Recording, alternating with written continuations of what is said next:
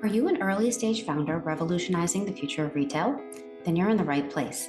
My name is Sapna Shah, and I'm an angel investor investing at the pre-seed and seed stage in retail tech, e-commerce, marketplaces, and consumer.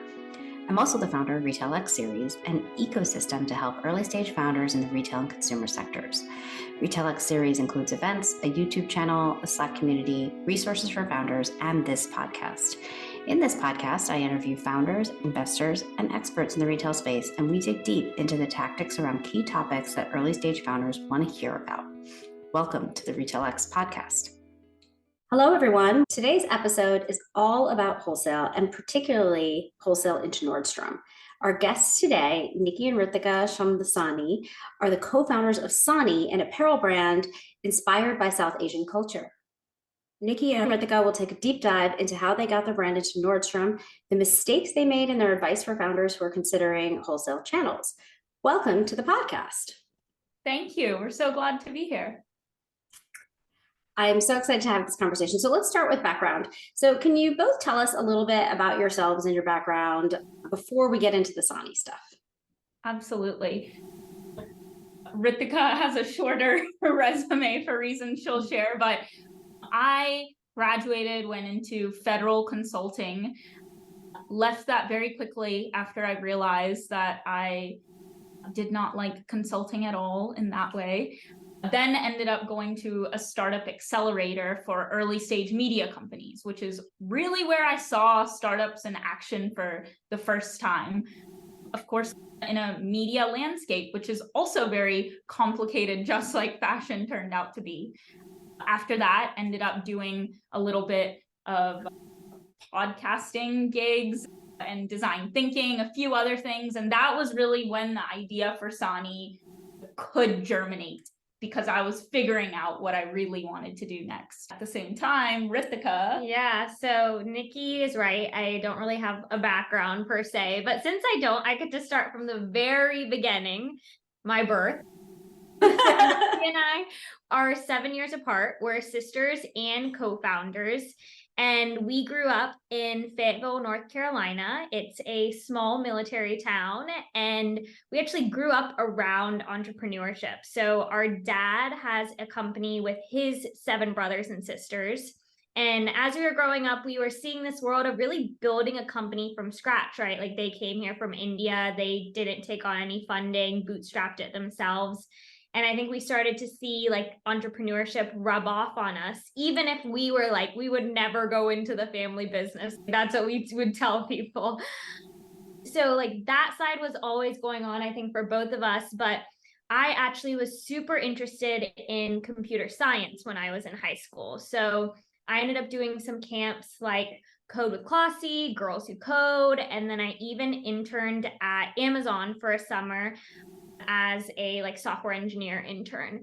And I was fully set to go to school to major in computer science. But around that same time that Niki was actually figuring out what the next jump would be for her, I was in New York at a coding camp with her, and we landed on the first concepts of Sani, and that's where the brand really took off from. Now I graduated from college. I finished, even though I was not wanting to finish. I graduated in college in May of 2023. So I'm full-time as of May, and that's the background. I love the story. I also love that you can work together, because this is a complete aside, but I could not work with my brother. But that's a whole nother podcast. But let's get into today's topic. Tell us a little bit more about Sani. You talked about how the idea came to you, but what was really the motivation? What was the vision behind what you wanted to do? And then talk a little bit from there about where you are now, so we can give our listeners some context of kind of what stage you're at. Yeah, of course. So back when Sani first started, it was around the problem context that I feel like most people are familiar with, shopping for an Indian wedding. And that was almost when it was in side hustle mode. We were just like creating pieces for our friends and families. We were posting on Instagram. I honestly wasn't really involved in the business that much, considering I was pretty young. But it was that problem context that originally led us to launch on Rent the Runway in February of 2020. And that was actually what really started the workings of what Sani would become. So we started off as, you could say, this niche formal wear brand for Indian weddings. But when we launched on Rent the Runway, it was around this larger vision of actually being a brand that was more about bringing South Asian culture to the mainstream and not focused on a niche of Indian wedding wear, but focused on our culture on platforms they've never been seen before. So that launch happened in February of 2020. We sold out of booking availability within 48 hours. They wanted to put in their next order within 2 days. And it was like, I was in my, we made it, like we did it mode. But obviously the world had other plans for us. And the pandemic happened like a month later. That's when we really got to thinking about what the brand could be after that moment went so well. And we launched a community on TikTok. It grew really fast, over 160,000 people.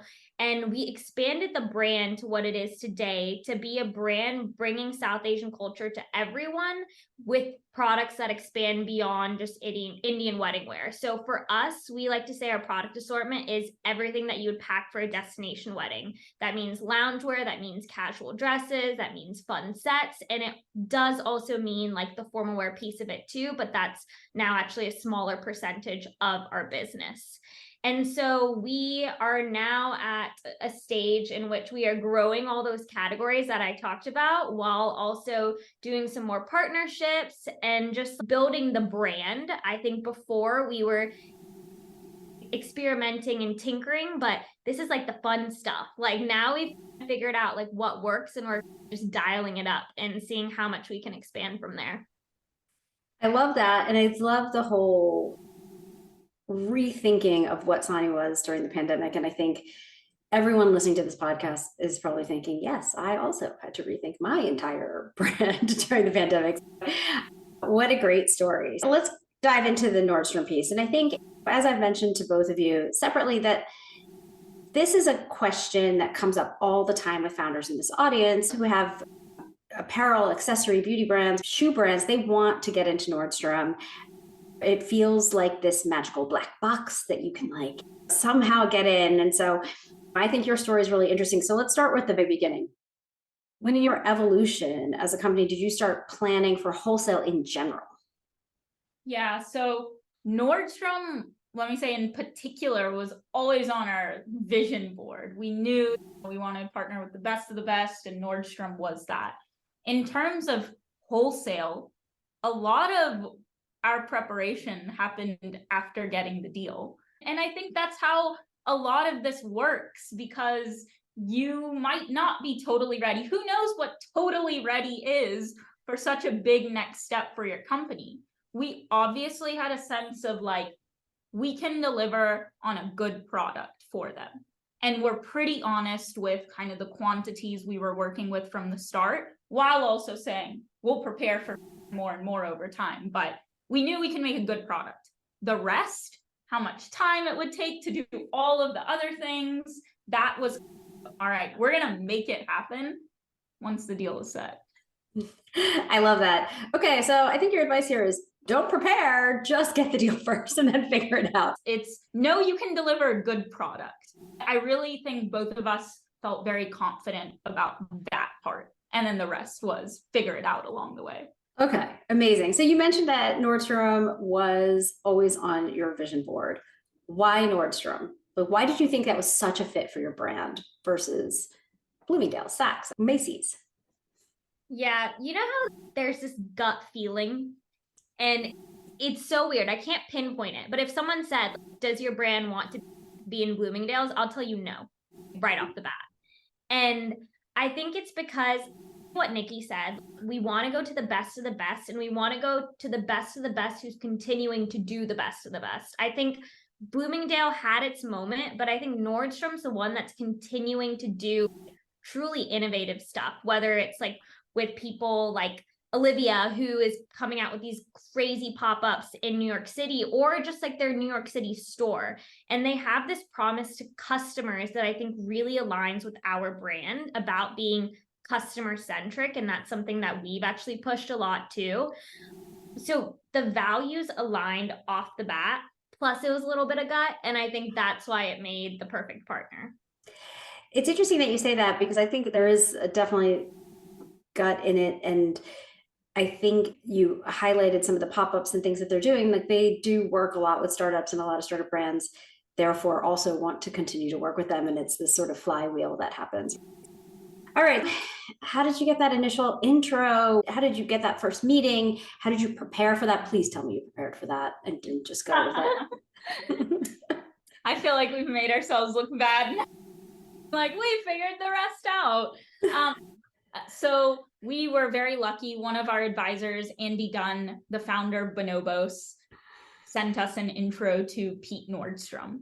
Now, what we did to also get that intro was Andy brought up the really good point that in general, they probably get a million pitches, right? And we thought about what are some of our unique skill sets. And one was we make pretty good TikToks and we're good video storytellers. So we made a TikTok for Pete Nordstrom that said, "Hi, Pete," started like that, and then explained the opportunity that we saw to especially initially launch with our formal wear, be the first department store to carry this type of clothing.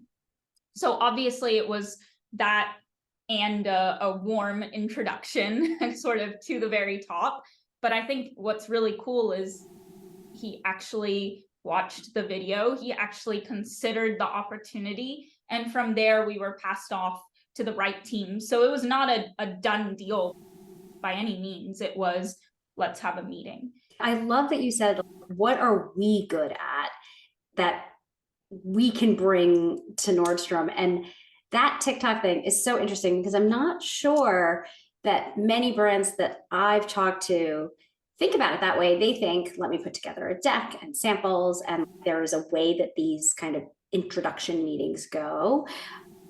And it starts with an email and then moves to this next step. I love this thought of what are we good at? And what I'm really hoping is not every listener of this podcast now goes and makes a TikTok, but instead thinks, what am I good at? 100%. Okay, so that was amazing. What an interesting kind of experience to have. And then from that kind of introduction where Pete Nordstrom introduced you to the right buying team, from that to first order, like, how long did that take? What were the things you had to do during that time to make this work? So that's where some of the preparation, I'd say more of the data came into play. So from there, we actually did make a deck for our first meeting. And that deck included a lot of context on Indian weddings and the context for our clothing. Because obviously the buyers at Nordstrom are super, super knowledgeable, but we didn't know if they would have that context on the Indian weddings. And so we really wanted to bring them into our world and then say, okay, now please buy the clothing. And so it was context setting. It was what our quantities and timelines were like. It was what are our best sellers. It was here's the press and a lot of what happened around our Rent the Runway launch. So here's a case study that was actually really appealing because we got tons and tons of good press around that moment. And obviously we told them the generalities of how quickly it sold out and everything. And then also how we would market it. I know Nordstrom is a million times bigger than us, but for us, it was again about here's how we've grown the brand. It's been through TikTok. It's been to a younger audience, and that is the exact same lens we would bring to the forefront here. So put that all together in a deck. And then we had a quick Zoom meeting with them. And after that went to Seattle to actually pitch in person, because we knew how important it would be to get that FaceTime, show them the clothes in person, and then go from there. And so from start to finish, from that email to Pete to, all right, we got the purchase order, I want to say it was 4 months, 5 months. It was a roller coaster. It was a roller coaster. And one thing I want to add is I think what Niki talked about in that first like deck creation for them is you want to make it so easy for them to say yes. You want to make it so they have no questions about what you're doing and how you're going to do it.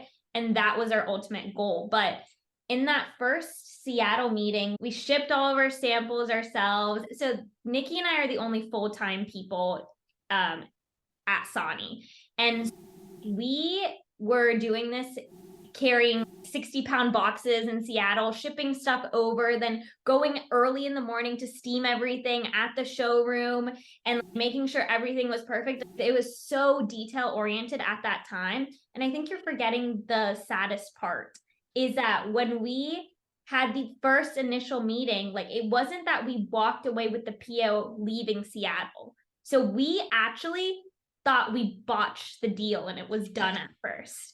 And that was, imagine two girls like going into this being like, we're going to close the case, it'll be great. And then it was, I think, weeks after that, we actually got that purchase order. So it was like the high-low roller coaster of those months. So you walked out of that meeting in Seattle where you had spent all this effort getting the samples ready and whatever, and you thought this was all for naught. You did not get even enough positive encouragement from them at that point that you thought this was going somewhere. It wasn't that they weren't a fan of our brand.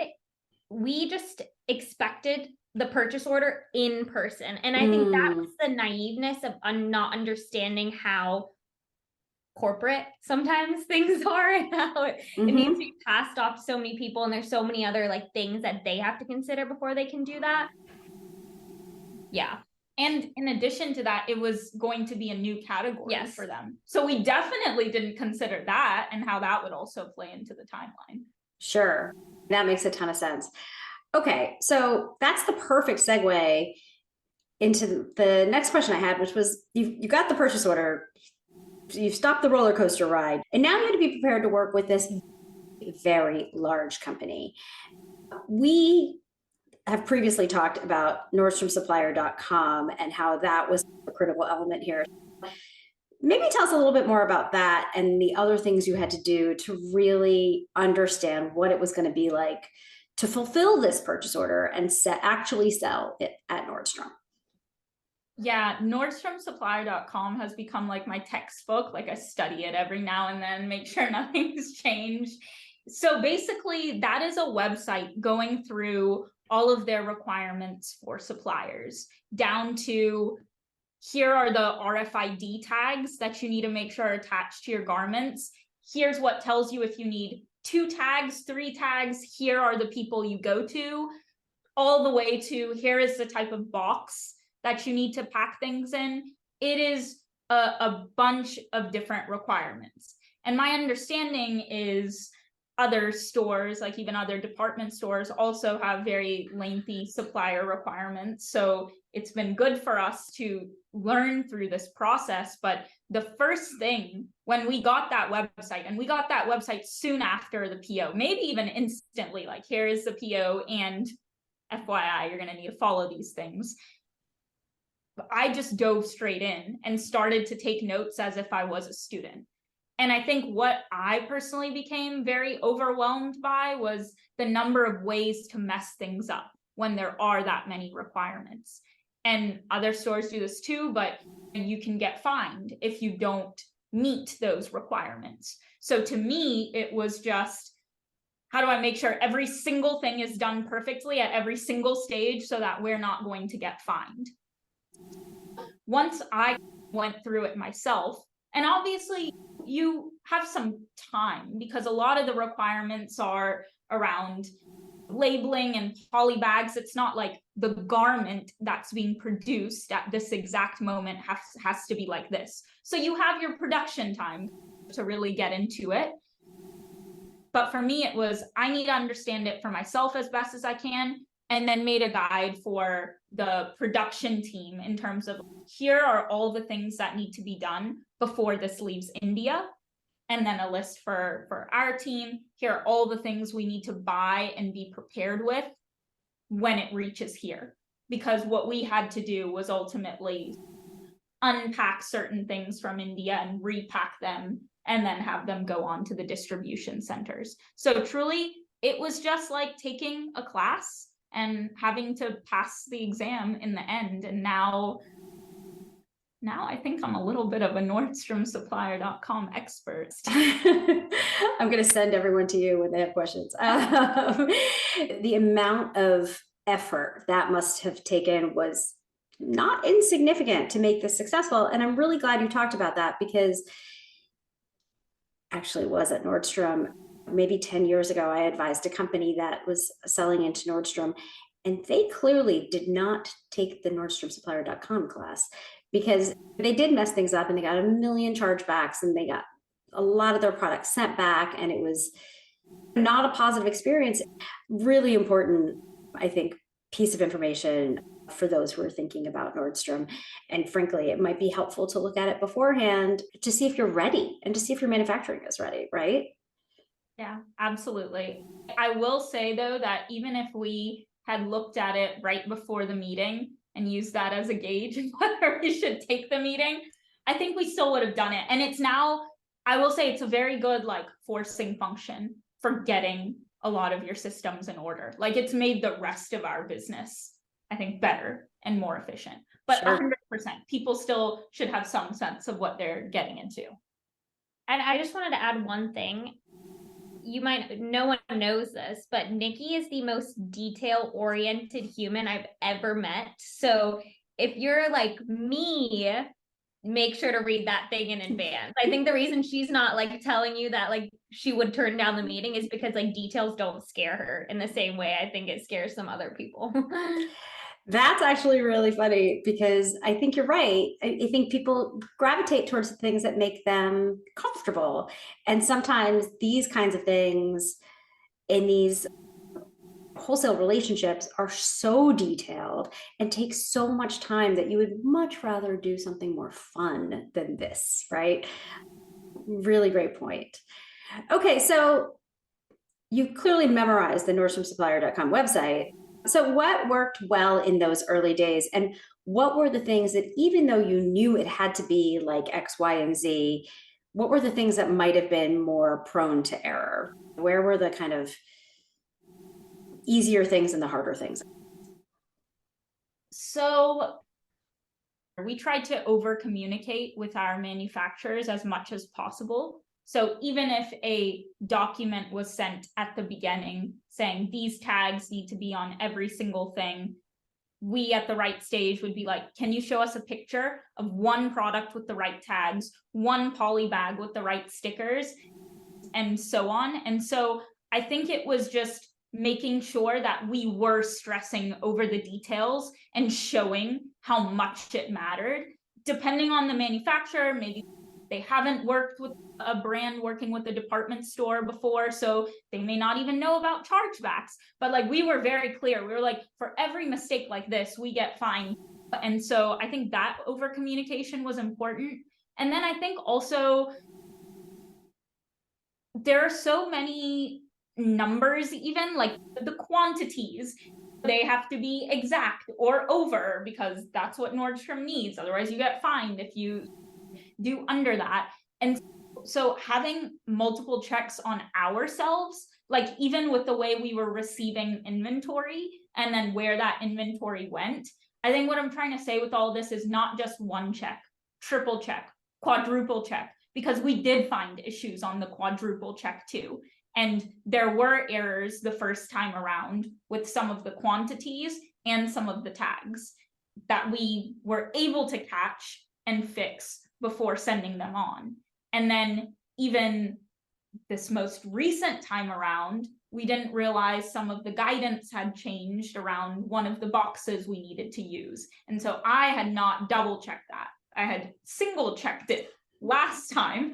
And so that was a lesson for me, that even some of these key details doesn't mean reading the whole guide again, but knowing, hey, we're going to need these things. Let me just look real quick, double check, triple check, and then make sure we're good to go. And I know that probably seems like overkill, and I believe that we're going to get into a better and better flow with all of this over time. But I think especially the first few times, do not take a piece of information for granted. Check it multiple times. Amazing. Okay, so we've talked about all the operational logistical details, but what else did you have to do? Eventually, that order is hitting Nordstrom. What marketing, training, what are the other activities that you did to make that first order successful?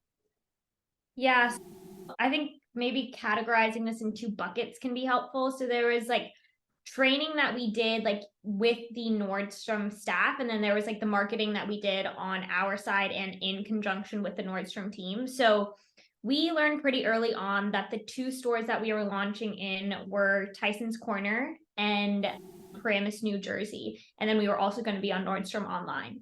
So we went to both of those stores and we talked to pretty much every single person on our floor and on various floors about the fact that our brand was coming into the store. Here's more about our brand.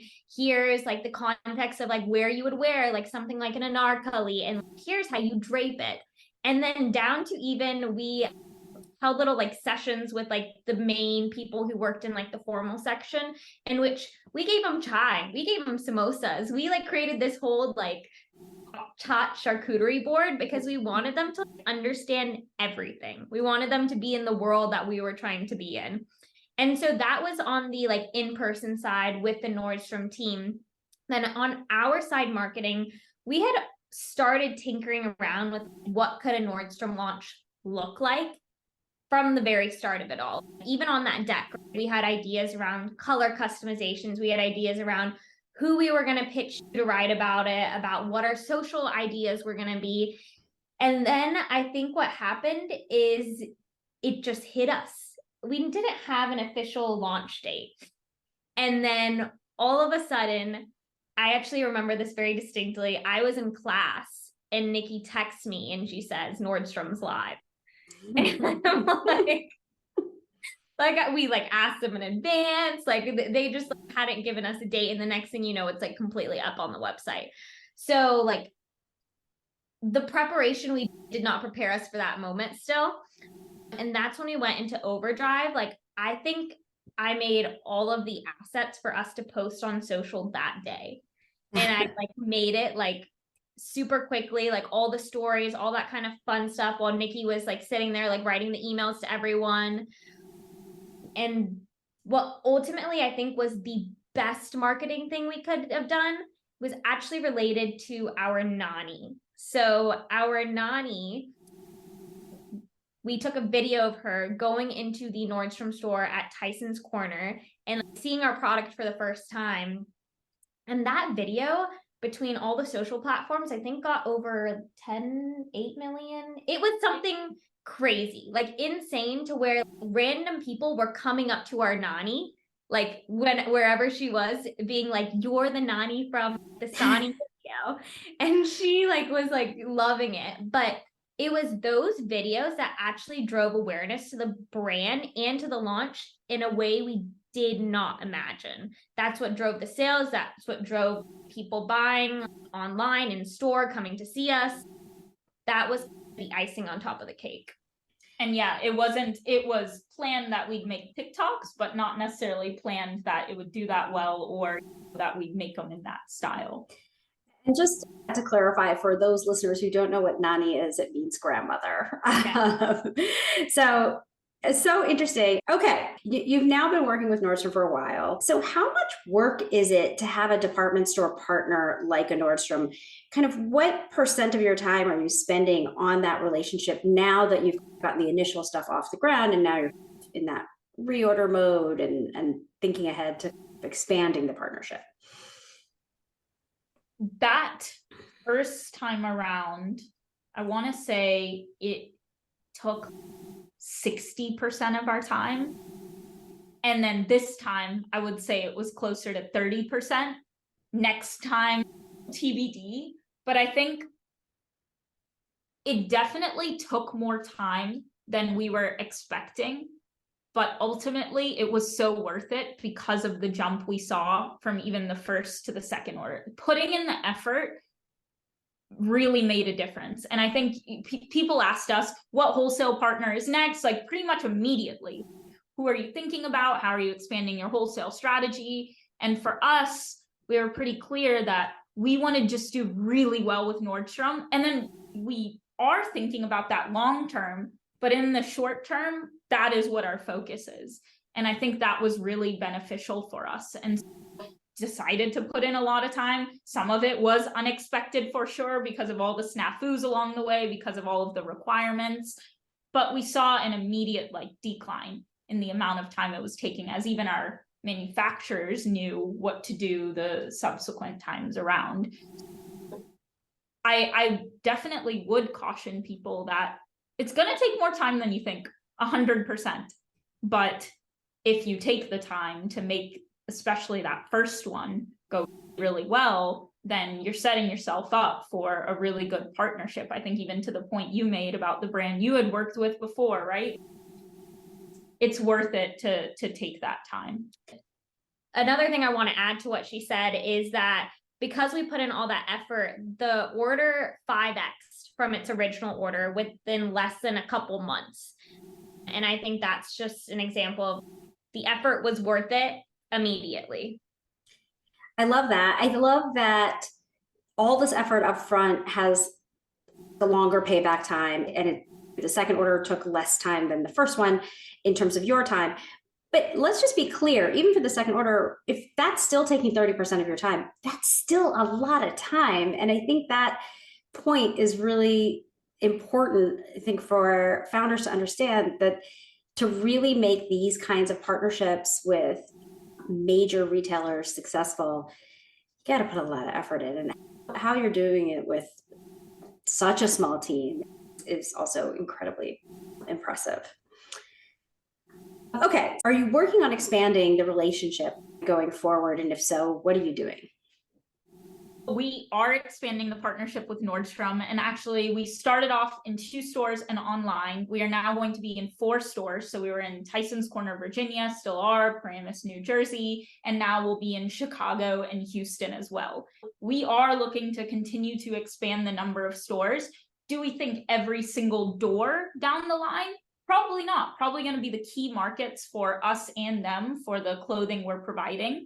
We are also expanding from a product perspective. So it started with the formal wear. They're now taking on our lounge and casual wear. And so expanding markets, expanding the number of products. And that's really what we're excited to continue doing. So expand quantities as well on top of all of those things. And I think what's been really great is the expansion is a conversation. We really love our buyer actually, and she asked us after the last round, what do you think are the 2 best new markets for you all after this? And obviously they looked at their own data, they made sure it wasn't just done, but she was open to it. Same thing with the lounge and casual products. So loungewear actually started as drop ship, but then became proper, hard ordered. And so I think I really appreciated that the expansion is a conversation, and you have to be proactive with those things too. Okay, next time around, can you all take this and this too? Okay, we can send it over to start, then take your time thinking about it, but we're at least going to send this for you all to consider. And hey, we had a TikTok go viral for this product and we saw sales 10x on our website. I think it would be a really great product for our next round. So I think you have to be proactive too. And then hopefully you get lucky with a buyer that really makes it a conversation too. Yeah, I love that. That is really good advice. But I'm still going to ask you for one more piece of advice. Maybe one from each of you or whoever wants to take it, Niki and Ritika. We've talked about a lot of things here, and I think you've given tons of great advice. But what would be the most critical piece of advice you'd give to founders as they start this process of considering to sell into Nordstrom or are early in the process of talking to Nordstrom? I would say whatever time you think it's going to take, add 2 months to it. But I'm not just talking about like even getting your purchase order. I'm even talking about producing your product. If you're telling them like 4 weeks, nope, add another 2 months to that 4 weeks. If you're thinking the purchase order is coming into April, it's coming in like December. I forget sometimes that we are a small company. So like we move at a very different pace than other companies. And that always confused me, especially because I haven't had much corporate experience. So I've learned like you need to give things times, and like good things take time.